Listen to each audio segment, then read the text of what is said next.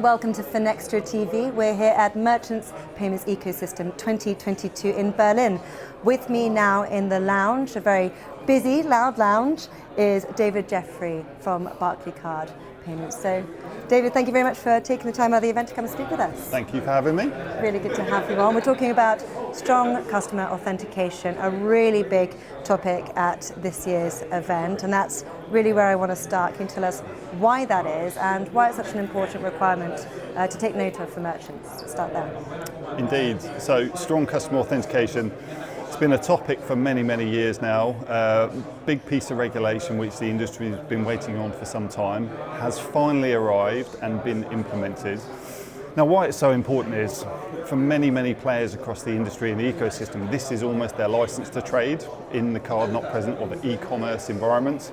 So if not implemented correctly and sensitively, it can have quite adverse and detrimental impacts to payment processing. Acceptance rates go down, fraud gets through. So great piece of regulation aimed at reducing fraud, but has to be introduced sensitively. Sure. Okay, thanks for setting the scene for us there. And so could you bring us up to date then? What have been the lessons learned so far within that implementation? I think the first lesson learned was we didn't have the cliff edge moment that we fully expected to. We thought March was going to roll around, the implementation would go in, and we would see transactions and acceptance rates drop off a cliff. That wasn't the case. We didn't see the huge declines. What we have seen is we've seen declines in pockets, and we've seen very diverse implementation across different issuers. So what it's really brought to light is that the payments ecosystem and playing field is a very bumpy one, shall we say? And depending on which acquirer you are, which gateway you use, which 3D secure provider you use, and which issuer the transaction is coming from, it can yield a very different result every single time. And that's from an ecosystem perspective.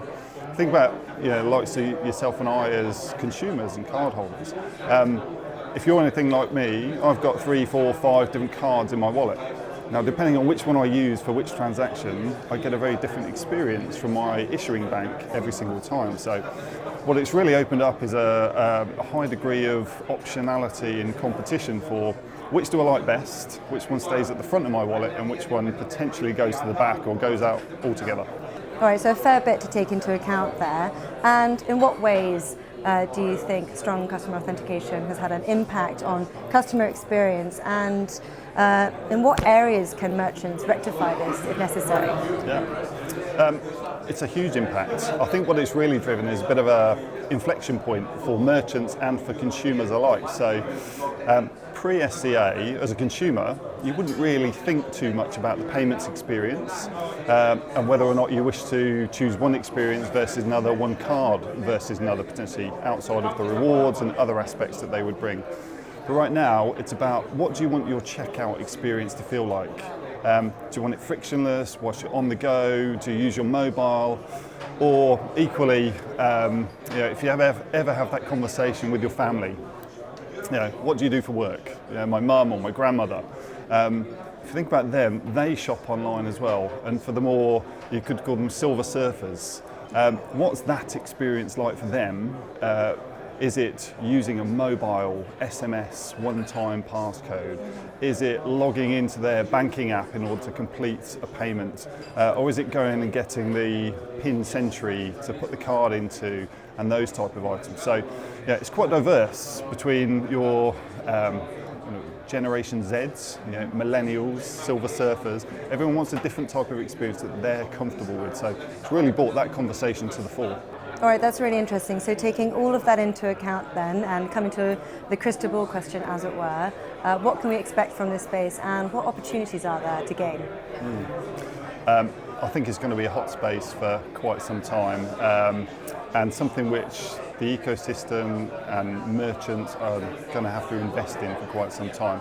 I think ultimately though, it's going to drive great opportunity for the ecosystem, for merchants, particularly around how they can optimise their performance in this space. And there's a great opportunity if you can get the implementation dialed in absolutely perfectly for your consumers, and you know them based upon the data and the insight that you have around them, and you can process their transactions intelligently in the best way possible.